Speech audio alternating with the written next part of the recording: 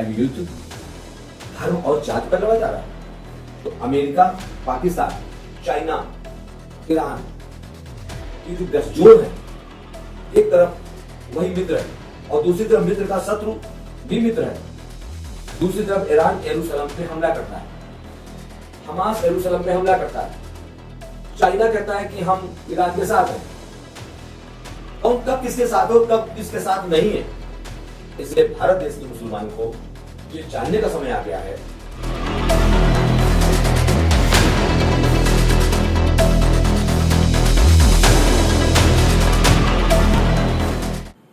नमस्कार। अगर हम देखें तो आज पूरा विश्व सने सने करके युद्ध की विभीषिका में घिरता जा रहा है। चाहे रूस यूक्रेन का मामला हो, इजराइल हमास का मामला हो, या इजराइल ईरान का मामला हो, या अमेरिका ईरान का मामला हो, या भारत पाकिस्तान का मामला हो। ये जितने भी युद्ध हो रहे हैं, कहीं ना कहीं अधिकतम इसके केंद्र में मुस्लिम है। आखिर क्यों मुस्लिम को ही इसका केंद्र बिंदु बनाया जा रहा है? क्या मुस्लिम जागरूक नहीं है? क्या मुस्लिम जागरूक होना नहीं चाहता है, या उनको बरगलाया जाता है? मुझे नहीं पता, लेकिन एक विचारणीय प्रश्न है कि जिस पाकिस्तान की हम बात करते हैं, उस पाकिस्तान से ज्यादा मुस्लिम भारत देश में रहता है। कहीं ऐसा तो नहीं कि ये देश अपनी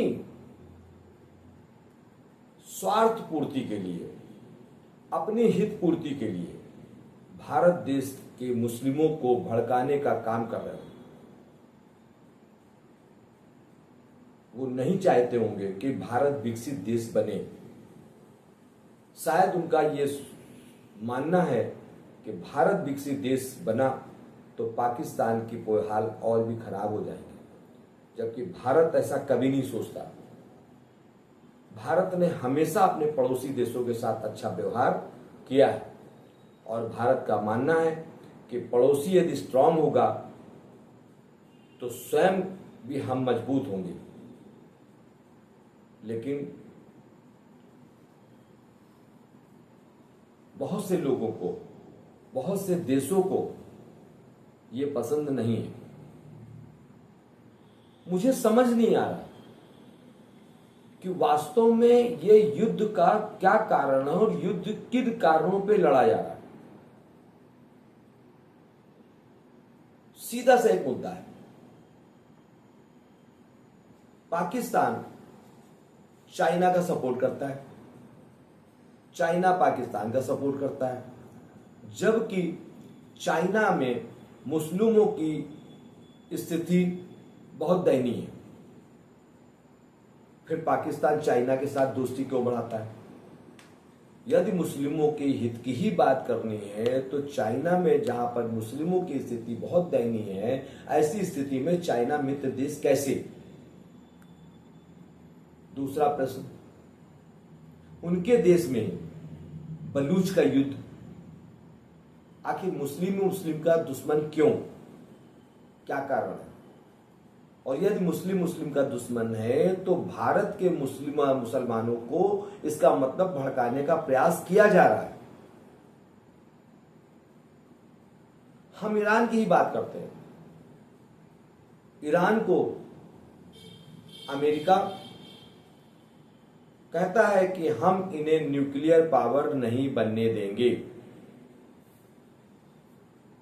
और अमेरिका ने कल इनके 3 न्यूक्लियर प्लांट को नष्ट कर दिया। लेकिन पाकिस्तान अमेरिका की गोद में बैठा है। यदि ये कहते हैं कि मुस्लिमों का अहित हो रहा है, तो मुस्लिमों के अहित करने वाले के साथ पाकिस्तान क्यों, नहीं समझ आता। वही अमेरिका जो पाकिस्तान को गोद में बैठाता है, वही अमेरिका ईरान पर हमला करता है, इजराइल को दुश्मन बोलता है। इजराइल और हमास, आखिर ईरान ने यरूशलेम, मुस्लिमों का सबसे पवित्र तीर्थ स्थल यरूशलेम, अगर यरूशलेम पर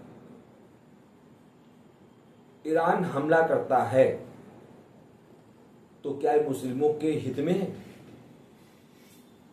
क्यों करता है? ये एक अबूझ पहेली सी बनी हुई है। न जाने क्यों मुझे ऐसा लग रहा है केवल और केवल स्वार्थ पूर्ति के लिए विभिन्न देश के लोग लगे हुए हैं और मुस्लिमों को ही अपना केंद्र बिंदु बना रहे हैं। ऐसे में भारत देश के मुस्लिमों को विचार करने का समय आया गया है कि यदि भारत विकसित होता है तो भारत देश का मुसलमान भी पूर्ण विकसित होगा, और यदि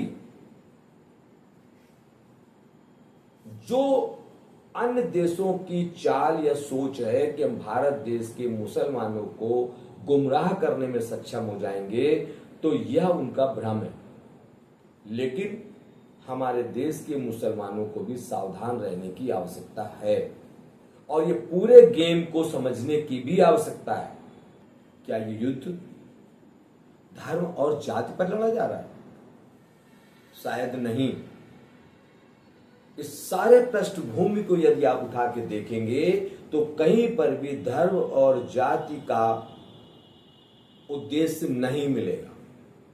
प्रयोग जरूर उसका कर रहे हैं, लेकिन आपको दूर दूर तक नहीं मिलेगा। अगर ऐसा होता तो अमेरिका, पाकिस्तान, चाइना, ईरान की जो गठजोड़ है,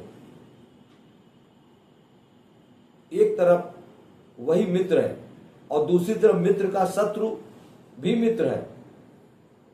कैसे संभव है कि एक तरफ ईरान कहता है मुझे इजराइल और अमेरिका हैरस कर रहा है, दूसरी तरफ ईरान यरूशलेम पे हमला करता है, हमास यरूशलेम पे हमला करता है, पाकिस्तान अमेरिका की गोद में बैठता है, चाइना कहता है कि हम ईरान के साथ हैं। अजीब सी विडंबना है। कौन कब किसके साथ है और कब किसके साथ नहीं है, यही एक विचारणीय प्रश्न है। इसलिए भारत देश के मुसलमानों को यह जानने का समय आ गया है कि वो कहीं लोग उन्हें गुमराह करने का प्रयास तो नहीं कर रहे हैं।